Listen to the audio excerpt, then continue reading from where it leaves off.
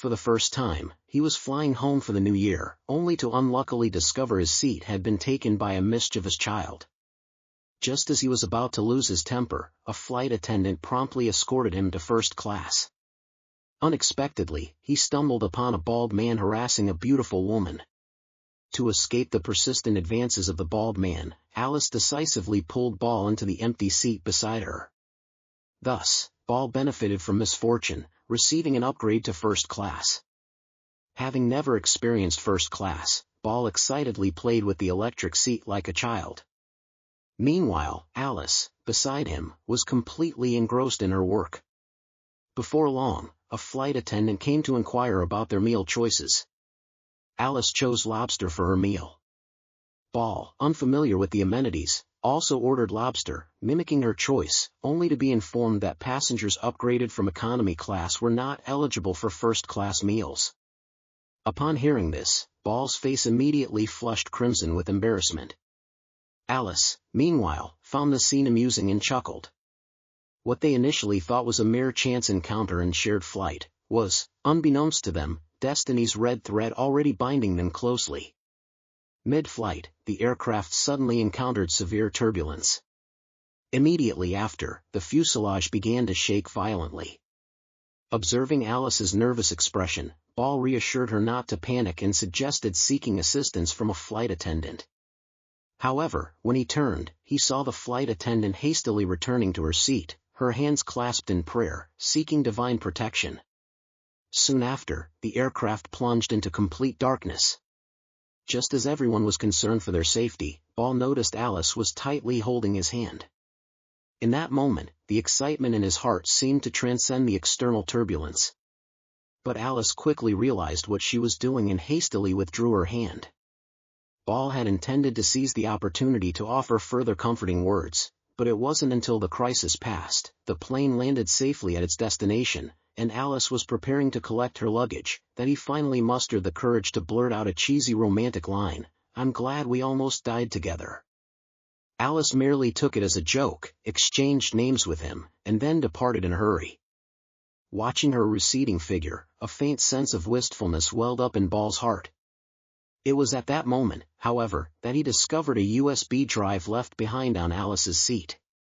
Yet, by the time he quickly pursued her, intending to return the item, she had already vanished into the vast crowd. The next day, Alice walked into the office as usual, her face bearing its characteristic composed expression. As a diligent and hard-working 38-year-old fashion magazine editor, she was seen by all as an exemplary worker and a formidable career woman. Based on her seniority and contributions, she had been highly likely to be promoted to editor-in-chief recently. However, her boss instead gave the position to a newly hired young woman named Mary. Alice felt this was age discrimination. However, the boss stated that fashion magazines thrive on vitality and innovation, which bears no necessary relation to age. Much like Picasso, who retained a childlike spirit at 91, Alice, in contrast, was too rigid and serious, entirely failing to ignite the enthusiasm and passion of her colleagues. In contrast, Mary, with her lively and versatile personality, who had been married twice to men and once to a woman, perfectly embodied the trendy and avant-garde qualities the magazine sought. Although still somewhat resentful, the matter was settled, so Alice ceased further argument.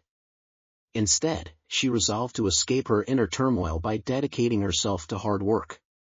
It was only then that she discovered her USB drive was missing. Just as she was despairing, a note on her desk offered a glimmer of hope.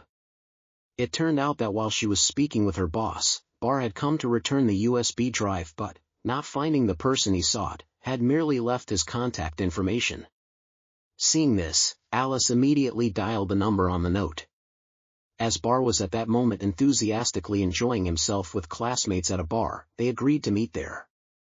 However, for Alice, who was nearing 40, such a place brimming with youthful energy was clearly unsuitable for a prolonged stay. Consequently, she simply wanted to retrieve the USB drive quickly and leave as soon as possible. Yet Barr apologized, saying, "I might not have been clear on the phone, the USB drive is indeed with me, but not on my person right now. If you need it urgently, you'll have to come to my home." To retrieve the USB drive promptly, Alice decided to accompany Bar home. But just as she exited the bar, the sight of a pink electric scooter made her reconsider. It had been many years since she had used such a commonplace mode of transport. Yet, Bar had already produced a helmet, leaving her with no choice but to put it on. However, for some reason, the buckle simply wouldn't fasten. Noticing this, Bar thoughtfully approached to assist her. Unexpectedly, this scene was witnessed by Alice's colleague, and from the colleague's perspective, the two appeared to be kissing. One was a distant and powerful businesswoman in the company, the other a male university student. Such a pairing was undoubtedly a sensational piece of gossip. Therefore, the colleague hastily pulled out a phone and recorded the moment. Meanwhile, Alice, completely oblivious to this, had already mounted the pink electric scooter and soon arrived at Bar's home. Although Bar typically traveled frugally, his father was a renowned film director in the industry. Thus, Bar was a true Fjordai, or second-generation rich. However, Alice paid no heed to such details, nor did she wish for extensive interaction with Bar's father, who had insisted on showing her a film upon their first meeting. She simply wanted to retrieve the USB drive and hurry back to the company to work overtime. Bar, too, sensed her intentions. He then led her directly to his bedroom. But because the bedroom was extremely messy, Bar rummaged through it for a long time before finally locating the USB drive in a corner. After getting what she wanted, Alice briefly thanked him and prepared to leave without looking back. Unexpectedly, Ball caught up to her and shyly asked. Only then did Alice realize why Ball hadn't simply left the USB drive at the company's reception desk. It turned out he wanted to create an opportunity to meet her. However, given the nearly 20-year age difference, Alice could not accept his affections. Thus, she very decisively rejected him. She had thought their story would end there, but the next day when Alice arrived at the company, she noticed her colleagues looking at her with a certain strangeness. Confused, she immediately called her secretary to inquire about the reason. She was then informed that intimate photos of her and Ball were circulating wildly in the company's chat group. Initially, she had no intention of paying attention to these rumors. But even her boss brought up the matter. To avoid misunderstanding, she instinctively wanted to explain. Unexpectedly, before she could speak, her boss expressed with great satisfaction. After speaking, he hastily got into a car with his secretary and departed, leaving Alice standing dumbfounded in place. It must be said that recent experiences had left Alice's thoughts somewhat detached from reality. In fact, she had never lacked that rebellious spirit, she had simply chosen to immerse herself in her work. Because ever since her divorce from her husband, she had single-handedly taken on the weighty responsibility of raising her daughter. She had neither the time nor the energy to concern herself with any emotional entanglements. Yet now, the emptiness in her emotional life was severely impacting her work. For a moment, she did not know how to respond. After her male best friend learned of her troubles, he suggested she lean into the ambiguous photos, arguing that it would not only allow her boss to see her transformation but also provide her daughter with a more complete family, truly a win-win for both work and life. Upon returning home, Alice first took a large gulp of red wine, then went out onto the balcony to ponder seriously. When she returned indoors, a daring idea gradually began to form in her mind. If merely pretending to be in a relationship with that boy could secure her long-sought editor-in-chief position, then why not try? Having made up her mind, Alice immediately initiated a transformation. She changed into a tight-fitting bodycon skirt and a small leather jacket, complemented by fiery red lipstick, accentuating her flowing blonde hair. Every gesture exuded an irresistible charm. There was no trace whatsoever of her being nearly 40 years old. Subsequently, she deliberately went to Bale's school and invited him to attend the evening art exhibition with her. From the moment he first saw Alice, Ball was so stunned he couldn't speak, even believing for a moment that he was dreaming.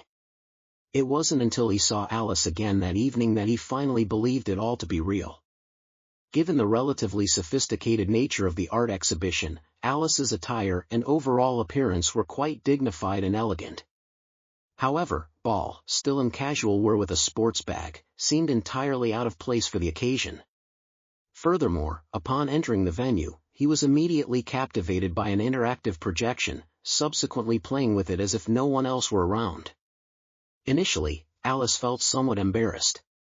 Yet, to convince her colleagues, who were also attending the exhibition, that she was indeed dating a younger man, her brother, she set aside her pride and joined in. Just as the two were having a grand time, the event organizer approached them, greeting Alice warmly while touching her neck. Ball, witnessing this, became overwhelmingly jealous. Coincidentally, at that very moment, the organizer asked him for his opinion on the event. Without a hint of mercy, he replied, "Your ideas are childish, they lack any highlights or memorable points. They're not even as good as a college student's graduation project." The organizer listened, his face etched with disbelief. Alice, meanwhile, could only resort to hearty laughter to ease the awkwardness. After the organizer departed dejectedly, Alice quickly pulled Ball to the rooftop, hoping to prevent any further uncontrollable incidents. To her surprise, the rooftop was filled with her colleagues. Consequently, she had no choice but to continue enduring her impatience and engage in flirtatious behavior with Ball. Thus, amidst countless forced smiles, Alice concluded her tedious date. However, just as she was about to bid Ball farewell, a phone call came through. It turned out her sister had previously arranged a blind date for her with a successful surgeon, who had been waiting at home for quite some time. Alice was instantly flustered. Not only had she completely forgotten about it, but she also feared Ball finding out. Fortunately, Ball only caught the word doctor, so Alice lied, claiming her daughter had a sudden case of appendicitis and she needed to return home immediately. Upon hearing this, Ball, without a second thought, physically stopped a taxi. He then forcefully asked the passenger in the back seat to get out. Following that, he frantically ushered Alice inside. After the car sped away, he didn't forget to offer sincere well wishes to Alice's daughter. Perhaps influenced by his childishness and impulsiveness, an indescribable emotion welled up within Alice. Upon returning home, Alice met her blind date. As her sister had described, he was indeed knowledgeable, steady, and dependable. More importantly, he didn't mind that Alice had a daughter. He was simply the perfect candidate for marriage. Yet, for some reason, Alice's mind remained in turmoil. The blind date ultimately concluded hastily in an awkward situation. The next day at the office, Alice had intended to showcase her recent changes to her boss. However, her boss paid her no mind. But she soon thought of another plan. That evening, she changed into a more alluring outfit and invited Ball to a fashion show that her boss and company directors would be attending. However, while they were engrossed in the show, a model accidentally stumbled on the catwalk. Seeing this, Ball, who had no experience with fashion shows, immediately rushed onto the stage to help the model up. This caused a stir among the audience. Although she felt utterly embarrassed, Alice didn't dwell on it too much. Because she still had to take Ball to a party, where she would deliberately display affection in front of her boss to show him she was truly changing. Not only that, but to make it seem more genuine, she also pulled Ball into the dancing crowd. Under the flickering, swaying lights, the two slowly drew closer. The ambiguous atmosphere seemed to make everything delicate and alluring. Even Alice herself couldn't help but become immersed in it. But when she saw a colleague raising a phone to take a picture, she immediately sobered up. She then quickly pulled Ball away. Next, the two rode their scooter to the ground floor of Alice's building. Because the evening had been so sweet, Ball intended to hold Alice's hand when they parted ways. But she not only quickly withdrew her hand but also turned and went upstairs after a hurried goodnight. Watching her receding figure, Ball knew that if things continued this way, their relationship would surely struggle to progress. So he mustered his courage and rushed into the building. Then he knocked on Alice's apartment door. After confirming Alice's daughter was not home, he directly silenced Alice. Alice, unable to resist the temptation of youthful passion, soon fell into an unusually profound love. As the first ray of morning sunlight entered the room, irrational Alice eagerly urged Ball to leave. Unexpectedly, a heavy rain suddenly began outside, and Ball's other shoe had vanished. Helpless, Alice could only let Ball stay until the rain stopped before leaving. As a result, her sister and daughter returned early. Faced with an awkward encounter, Alice frantically pointed at Bar and explained to her sister and daughter, "He's just my colleague, he happened to come up to grab some documents, and now he's about to leave." Bar, cooperative, immediately stood up. However, to show her apology, after Bar left the room, Alice actively followed him out and planted a kiss on him. Little did she know, this gesture completely captivated Bar. So, on a bright sunny afternoon, Alice discovered an arrow had suddenly appeared on a tree outside her home. Following the arrow's direction, she found a Walkman. Inside, Bar's voice was playing. Shortly after, Bar appeared, riding a pink electric scooter. The two began to leisurely enjoy the pleasant sensation of the summer breeze gently touching their ears. Their two hearts also slowly drew closer in silence. Some say that success in love often means misfortune in one's career. However, while Alice was enjoying her romance, her performance at work also became increasingly outstanding.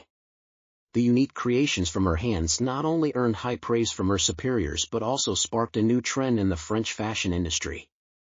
However, the smoother her work became, the more uneasy Alice felt in her conscience. Because she felt that all of this was achieved by deceiving the feelings of a young man. So she began to ponder how she could end this inappropriate relationship without hurting the other person. Unaware that Bar, who loved her to the core, was at this moment earnestly envisioning their beautiful future life together. The saddest thing in the world, perhaps, is when one person is planning their future together, while the other has already made plans to separate. Thus, when Bar excitedly expressed his heartfelt love but received the words, "We're not right for each other," his heart truly ached to the extreme. Yet, from Alice's perspective, there truly existed an almost insurmountable chasm between them. Alice was now 38 years old. She not only had to work to support her family but also care for her young daughter. Whereas Bar, at only 19, could not yet bear so many responsibilities. Staying out playing until 3 a.m. every day was what someone his age was supposed to do. Moreover, when Alice turned 50, Bar would only be 31, still in the prime of his life. How would they get along then? And so, the two returned to being strangers. As the one who had been dumped, Bar looked dejected every day. Even his usually oblivious father noticed he was troubled by love. However, his father, being a ladies' man by nature, couldn't understand his pain and couldn't offer words of comfort. He could only recount old stories to temporarily distract him. Meanwhile, Alice, who had initiated the breakup, was also having an extremely rough time. First, her daughter caused trouble at school, and as a parent, Alice was severely reprimanded. Later, her sister inexplicably introduced her to a potential romantic partner, causing her, already depressed by the breakup, to react strongly and argue publicly with her sister. She had expected her male best friend to comfort her, but to her surprise, upon learning of her breakup with Ball, he immediately suggested she confess her deception to Ball, to avoid truly hurting the young man who had never experienced love. Although she hadn't revealed the full truth, for the sake of appearances, Alice said, "I have explained everything clearly to him." It was at this moment that the chairman suddenly arrived to inspect the company, expressing satisfaction with Alice's new proposal, with the sole exception that the magazine's cover model did not quite fit the theme. Upon hearing this, Alice quickly presented photos of several alternative models, but still, none of them met the chairman's approval. Until the chairman accidentally saw Ball on Alice's computer desktop. Initially, Alice strongly refused to involve Ball, not only because they had completely separated, but also because she no longer wanted to exploit him, nor did she wish his peaceful life to become turbulent because of her. After all, the fashion industry has always been fraught with fierce competition and drama. Yet, facing constant pressure and threats of dismissal from her superior, she ultimately called Ball. However, there was no response from the other end. It turned out that Ball was still engulfed in the gloom of the breakup, spending his days at home drowning his sorrows in alcohol. Ball's father returned from a 2-week business trip to find their home as messy as a junkyard. Just as he was contemplating how to have a proper talk with Ball, Alice's voice suddenly echoed from outside the door. Hearing this, Ball quickly got up and went to the bathroom, only to realize he didn't even have a single clean piece of clothing. Seeing his son's predicament, his father had no choice but to take off his own shirt for an emergency. Moreover, after Alice entered, he pretended to be heavily drunk and responsible for the mess in the house, so his son wouldn't be too embarrassed in front of the person he liked. As their home was excessively cluttered, Ball met Alice at a coffee shop instead. After a brief exchange of pleasantries, Alice immediately stated her purpose for visiting. To persuade him, she explained, "You only need to work for 1 day, but the remuneration is very generous, and you'll also get to interact with young, beautiful girls." Originally, Ball wasn't averse to being photographed and was even happy to help, but upon hearing the last sentence, his face immediately turned cold, and he fell silent. He then resolutely turned and walked away. Because he could not tolerate Alice so openly pushing him towards other people. Soon it was the day of the photo shoot, but Alice couldn't get in touch with Ball. Just as she was about to confess everything to her boss, Ball arrived on set accompanied by his father and was then led to the dressing room for styling. However, at this moment, her male best friend walked in again. It turned out he genuinely believed Alice had revealed the truth, so he had come specifically to apologize for his ill-conceived suggestion. Thus, Ball learned the truth. Although his heart was filled with anger, he feigned ignorance, and deliberately embraced and passionately kissed Alice in front of the boss. It wasn't until a conflict arose with the photographer during the shoot that the emotions he had suppressed finally erupted like a volcano. Unaware of the truth, Alice continued to ask him to be patient, which eventually led him to break down and yell. "I can't be like you, unmoving for work, even kissing and sleeping with people you don't like. If you ran for Best Actress at the Oscars, I'd definitely vote for you." It was only then that Alice realized her lie had been exposed. Speechless, she could only watch as Balthazar disappointedly drove away. Since then, Alice was fired by her boss for misconduct. Her life seemed to have lost its original vibrancy. The only thing that still brought a glimmer of light was a familiar pink scooter by the roadside. On the tree trunk below her apartment, the same sign was still posted. The damaged part of it mirrored her life, now devoid of direction. As days turned into weeks, Alice's heart slowly began to seal itself off. But on this day, while doing chores, she discovered the shoe Balthazar had been unable to find. Life often works in such mysterious ways. When someone vanishes from your life, their shadow seems to be everywhere. Late one quiet night, Alice finally couldn't suppress her longing, picking up the phone to leave Balthazar a message. It was at this moment that she suddenly realized she had, unknowingly, already fallen in love. So the next day, she went directly to Balthazar's school, inquiring her way to Balthazar's classroom. Unexpectedly, upon entering, she was mistaken for the new substitute teacher and promptly pulled onto the stage. Upon seeing this, Balthazar froze in his seat. Alice, looking at Balthazar, said with relative composure, "To err is human, to correct one's mistakes is to be truly good. I'm sorry I messed everything up before, but every night I spent with you, I was truly sincere. Every minute, every second we've been apart, I've been restless, tormented. I really like you, I hope you'll give me another chance." Faced with the sudden confession, Balthazar initially couldn't believe it. It was only when his friend nudged him that he, as if in a trance, walked over to Alice. Then, amidst the cheers of their classmates, the two embraced and kissed passionately. Only the real substitute teacher was left standing at the door, looking utterly bewildered.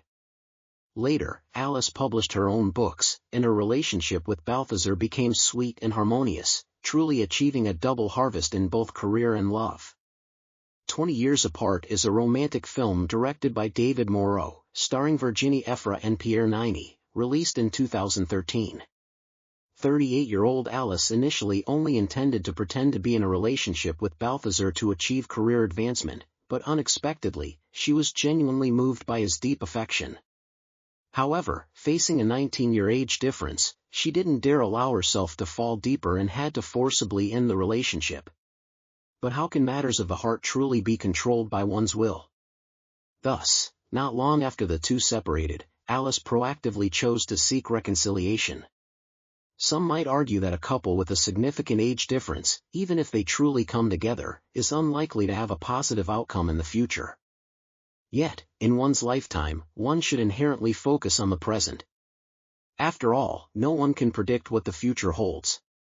To abandon the present out of concern for the future would truly be putting the cart before the horse, a pitiable folly. Moreover, the essence of love lies in the resonance of souls, not the congruence of ages. Conventional wisdom often uses age to stubbornly measure the depth of affection, yet forgets that true love, like the stars, never follows conventional orbits.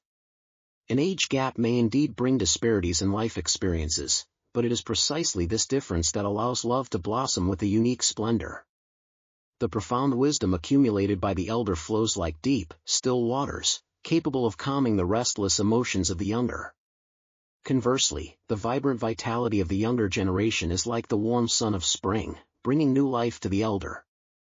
They are like two trees with different growth rings, their roots intertwine through the years, yet their branches unfurl independently under the sunlight. Who says love must be confined by age? When the frequencies of souls resonate, so-called generation gaps are merely the undulating notes in a symphony, composing an even more captivating movement through their interplay. True love is a rendezvous across the river of time, an echo between two souls in the vast universe, unrelated to years, but solely concerned with the embrace of hearts.